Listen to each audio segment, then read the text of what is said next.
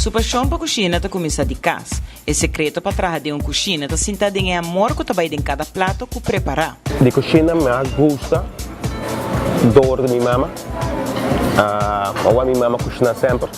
E me gusta que o chefe na cozinha de uma viega de projeto aí. Pero me está assim com roupa e amor. Se eu vou cozinhar com amor, tu pode sair bonita, papo. Manchego Beach Resort é um boutique hotel que existe para 50 anos acaba e tem 72 câmaras. Está enfocado roupa e comida saudável. Gerente de hotel está acorda com como 8 anos passar acaba, Alex é sali empregado de anos no hotel. Um trabalhador mais dedicado. Estamos roupa pendiente com turistas, especialmente nós temos gente que tem alergia, gluten-free.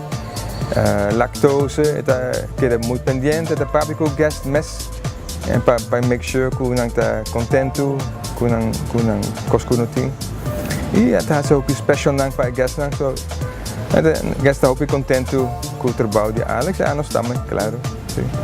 Hoje em dia Alex Dania tem mais ou menos 35 anos acaba trabalhando em cozinha.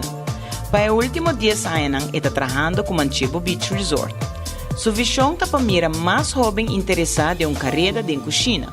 Cabamente minha escola me querer hotel não, do uma oportunidade emocional young, para sair do EPI, EPD, do uma chance mais da vida, para não ganhar algo da vida para começar. Como a mim normalmente não tenho coque profissional, não tenho um título de coque profissional. Mas eu nunca me nova escola de coque. Me tá aqui que eu vou estar assim, e me tá assim, me vou que sei. E se eu me tá dando por estudante não, se não tu me trabalho aqui bom, tu me de sério e se eu trabalho marca sempre vou trabalhar adiante. Sua dedicação, trabalho duro e sua gana pacinha, arribe awe para onde é chefe de partido com bom conhecimento e experiência riba nos isla. A meta turismo.